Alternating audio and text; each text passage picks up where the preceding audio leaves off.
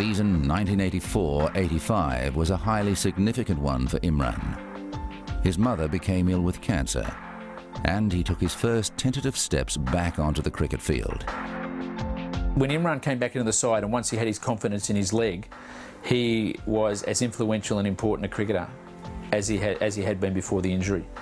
And through 1985 to 1987, Imran was once again probably the greatest all-rounder in the game at the time.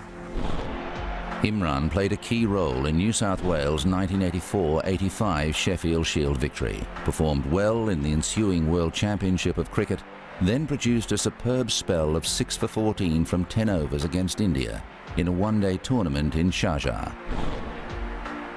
In 1986-87, Imran, restored to the captaincy, led Pakistan to its first ever Test series win against India in India. He made 135 not out in the first Test, but he decided that 1987 would be his last year in international cricket. The India-Pakistan rivalry has been often compared to the Ashes, but the cricket hasn't been like the Ashes because the cost of defeat has always been greater than the rewards of victory. You know, if you lost a series, you almost always got sacked as captain, and the players' careers finished if you did badly in an India-Pakistan series.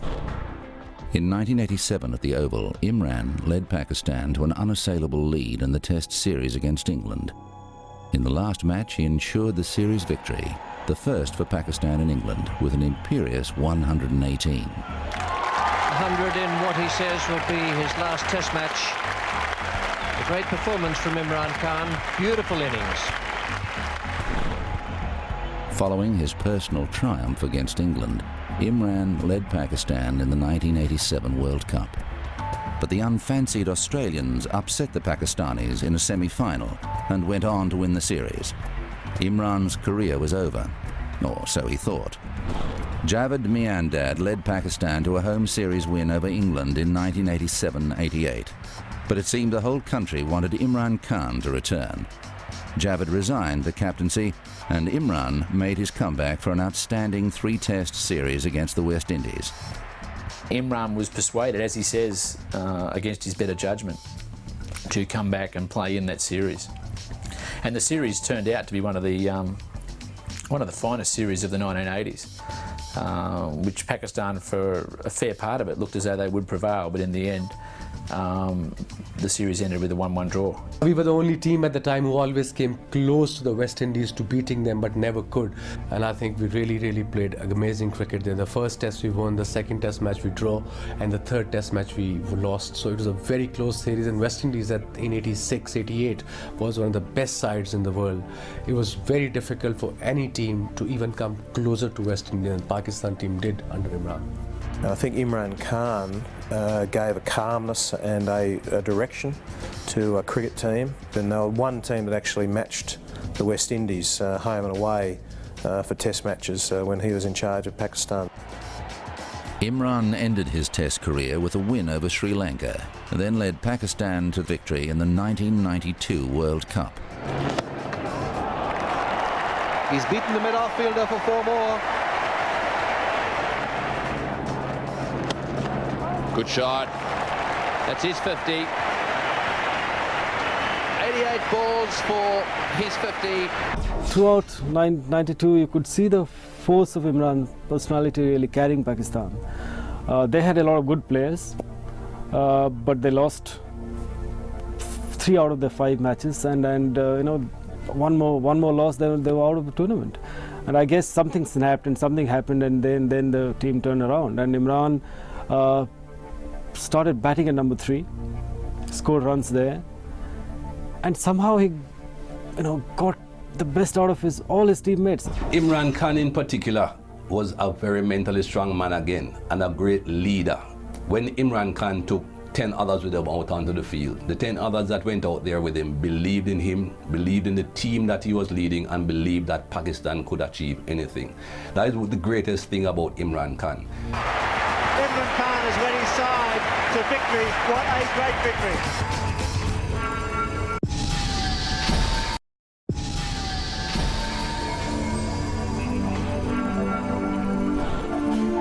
In retirement, Imran set himself the monumental task of raising the money to build a cancer hospital in Lahore in memory of his mother. As he fought to raise funds for the hospital, Imran became a focus, a champion for Pakistan's underprivileged. By 1997, he was campaigning for political office. Every cricketer wants him to succeed.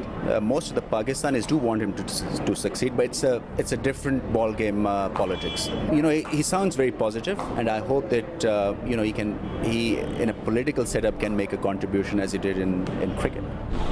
Not many people manage to become more famous after being cricketers than they were as cricketers, but Imran has managed that.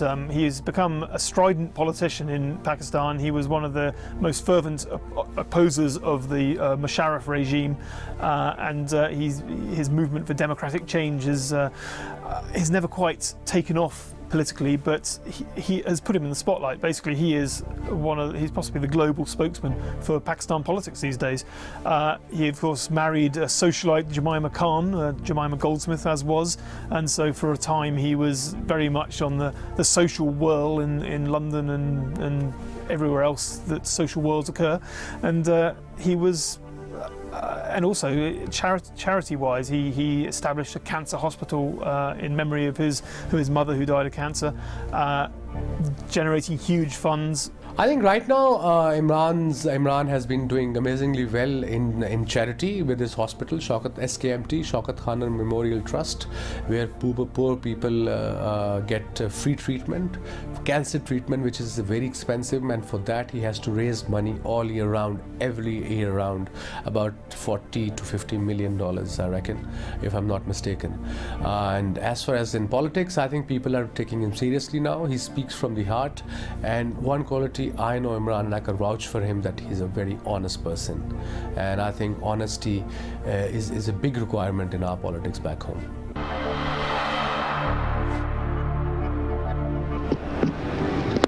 Whoopo, there it is, and it is 6.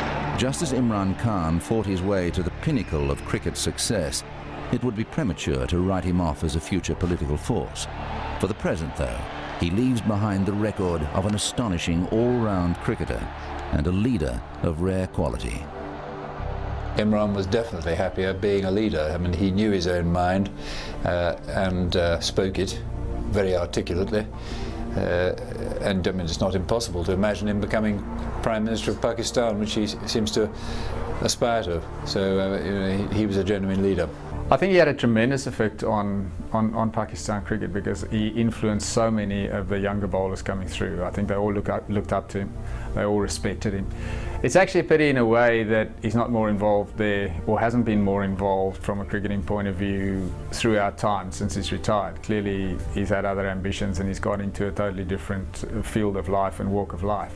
He was, I thought, quite outstanding for Pakistan cricket, and not all that's happened since he's gone has been of the same quality.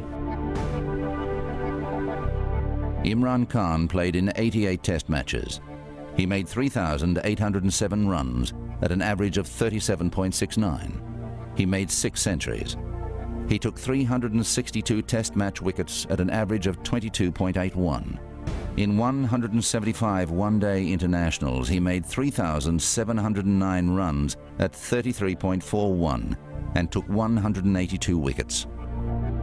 You are rated Imran one of the finest all-round cricketers that I've ever seen, and he was a great captain, tremendous captain. And I mean, the players respected him. He held them together. He held the Pakistan team together. He's been a colossal figure off the pitch as well, which is, given how colossal he was on the pitch, is a remarkable achievement. I got to play Imran in my first series, and he was a great inspiration, just by looking at him, the way he conducted himself, and so disciplined he was. It's a sign of a great sportsman. Imran found the right guys, gave them freedom, and told them that, you know, you just go and play, and I'm there to look after everything else. And people looked up to him. You know, I was speaking to Ramesh Raja a couple of months earlier, and he said he was describing Imran Khan as a leader, and he said that, you know, when he was in the dressing room, we were in awe of him. People called him a bit of a dictator, But it was kind of leadership that Pakistan needed at that point.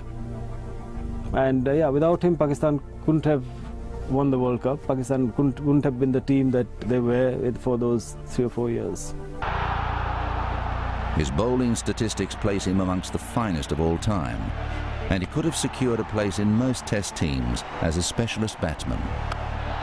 But it is his exceptional leadership qualities that elevates him beyond even the greatest of his peers. Imran Khan's all-round ability, force of character and integrity have earned him a place of honour amongst ESPN's legends of cricket.